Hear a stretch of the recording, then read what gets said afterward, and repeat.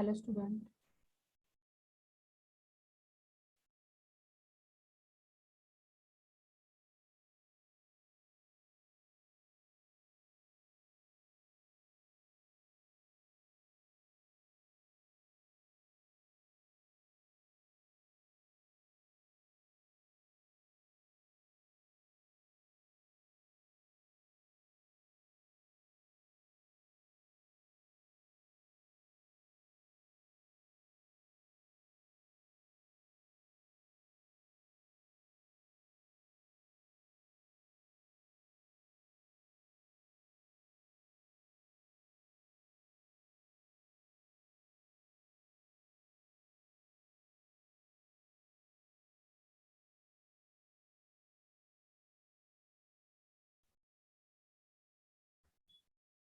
Hello, students. Very good afternoon. Today we are going to learn a novel, The Necklace. Okay, Unit 2.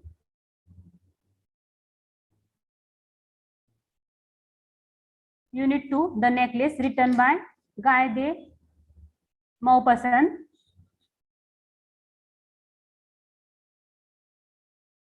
Okay, after completing the study of this unit, you will know the moving story of Madame Loisel and her poor husband. Then the character of Madame Loisel in certain depth. Then how the third person narrative techniques helps to heighten a particular kind of effect. Okay. Then you will learn the answer to the questions raised at the end of the discussion. Okay. Let us see first introduction of the novel, The Necklace. Okay. This story is written by Guy de Maupassant. Okay, this is a French writer. The author of this novel is Guy de Maupassant. This novel is written in 1984 in Paris. Okay, the author Guy de Maupassant was famous for his short story writer. Okay, this is one of the very famous stories by the French writer Guy de Maupassant. Okay, 1850 to 1893. At the core of the story, one notices a certain central irony based on a mistaken valuation of a borrowed necklace and the consequent sufferings of Madame Loisel. Okay, and her poor husband. The artist in the Maupassant succeeded in developing a news atoms in a beautiful artistic piece known for its effective narrative techniques and the moving human tale that it narrates. Okay. Then let's see the story, The Necklace. In this story, in this novel, there are three main characters. Okay, there are three main characters in this novel that are Mathilde, then Loisel, her husband, and Madame Forestier, her wealthy friend. Okay, Mathilde, then her husband Loisel, and Madame Forestier. These are three main characters in this novel, The Necklace. Okay, Mathilde Loisel dreams of being rich and is self-conscious about her middle class status. She is from middle class family. Okay, then Monsieur Loisel is Mathilde's husband and a government clerk. He is a government clerk and is a Mathilde's husband. Okay, then Madame Forestier is Mathilde's wealthy friend. Okay, in this story, the necklace symbolizes the wealth and status that Mathilde longs for but cannot attain. Okay, because she was from middle class family. The coat that her husband gives her at the end of the party symbolizes their current life, which Mathilde hates, and the mediocre social status she wants to escape from. Mathilde is a middle class woman. Okay, Mathilde is not happy with anything in the story. Okay, she wants to be rich. Her husband is Loisel, who is not too rich. He is a clerk in the government office. Their lives are not luxurious, but they are not poor too. Merely simple. Mathilde, however, longs to be rich. मॅथिल्डेला आपण luxurious life जगावं असं वाटत असते, परंतु त्यांची family एकदम middle क्लासची family असल्यामुळे तिला एकदम लक्झरियस लाईफ असं जगता येत नाहीये. तर लॉयसेल जो तिचा हजबंड आहे तो तिच्यासाठी खूप प्रयत्न करतोय की माझ्या पत्नीला खुश ठेवा वगैरे असं. Loisel is a clerk for the minister of education. Okay, he is not too rich, and his wife Mathilde wants to live a life of luxurious, but she has not sufficient money for that. Okay, Loisel is a very good person, and he always try to keep happy to his wife Mathilde. आणि Loisel सतत प्रयत्न करत असतो की त्याची पत्नी जी मॅथिल्डे आहे तिला खुश ठेवण्याचा प्रयत्न करतो सर्वतोपरी, परंतु तिला एकदम हाय फाय राहण्याची आवड असते किंवा इच्छा तशी असते तिची की आपण एकदम लक्झरियस लाईफ जगावं. आणि जी मॅडम फॉरेस्टियर आहे ती कोण आहे की मॅथिल्डेची तिनं फ्रेंड आहे जी की खूप रिच आहे. Madam Forestier is a wealthy friend of the main character Mathilde Loisel. Okay, Forestier is a very wealthy woman and she helped Mathilde by giving her necklace, and in this story she helps Mathilde by giving her necklace. आणि या story मध्ये तिने तिचा necklace मॅथिल्डेला दिलेला आहे. तर अशी ती हेल्पफुल वुमन दाखवलेली आहे. Let's start story now.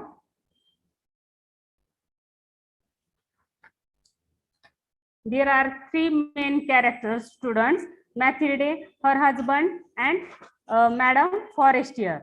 Okay, she was one of those pretty and charming girls who, by some freak of destiny, are born into families that have always had subordinate appointments. Possessions neither dowry nor expectations, she had no hope of meeting some man of wealthy and distinction who would understand her, fall in love with her, and wed her. So she consented to marry a small clerk in the Ministry of Public Instruction. She dressed plainly because she could not afford to be elegant, but she felt as unhappy as she had married beneath her. Women are dependent on neither caste nor ancestry. With them, beauty, grace, and charm take the place of birth and breeding. In their case, natural delicacy, instinctive refinement, and adaptability constitute their claims to aristocracy and raise girls of the lower classes to an equality with the greatest of great ladies. Okay, she was extremely restive under the conviction that she had been born to enjoy every refinement and luxury. Dressed by her humble surroundings, the sordid walls of her dwelling, its own furniture and shabby fabric were a torment to her. Details which another woman of her class would scarcely have noticed tortured her and filled her with resentment. Okay, the sight of her little Breton men of all were roused in her forlorn repining and frantic earnings. She pictures to herself silent ancestors and upholsters with oriental tapestry lighted by great bronze standard lamps. Okay, where two tall footmen in these breeches slumbered in huge armchairs, overcome by the oppressive heat from the stove. She dreamed of spacious drawing rooms with hangings of antique silk and beautiful tables laden with priceless ornaments of fragrant and boudoirs exquisitely adapted for afternoon chats with intimate friends, men of note and distinction, whose attention are covered by every woman. She would sit down to dinner at the round table, its clothes already 3 days old, while her husband, seated opposite to her, removed the lid from the soup, turned in and exclaimed, "Okay, how splendid, my favorite soup." But her own thoughts were dallying with the ideas of exquisite dinners and shining silver in room whose tapestried walls were gay with antique colors and embroidered for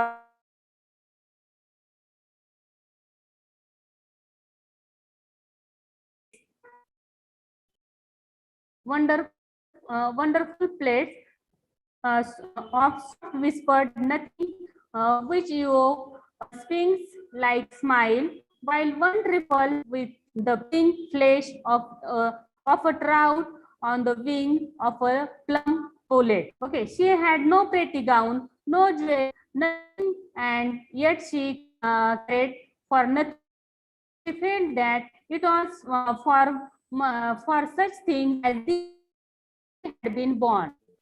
What joy it would have given her to attack, to charm, to be convinced by woman, courted by men. Okay, and she, a wealthy friend who had been at school at the same event, but after a time she refused to go. She her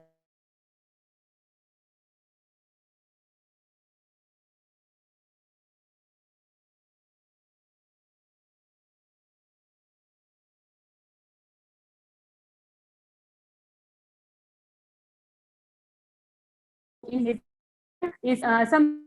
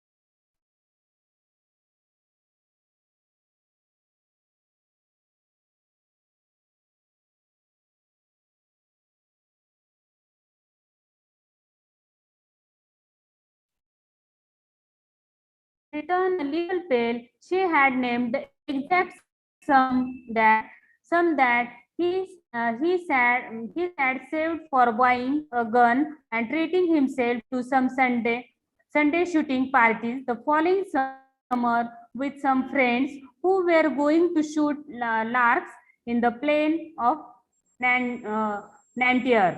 But he replied, "Very well, I will give you 400 francs. Okay, but mind you buy a really handsome grown. The day of the party drew near, but although her gown was finished, Madam Madam Loisel seemed depressed and dissatisfied. Okay, what is the matter? Asked her husband one evening. You haven't been at all yourself the last 3 days. In this paragraph, the writer tells us that in the first section, main character Mathilde are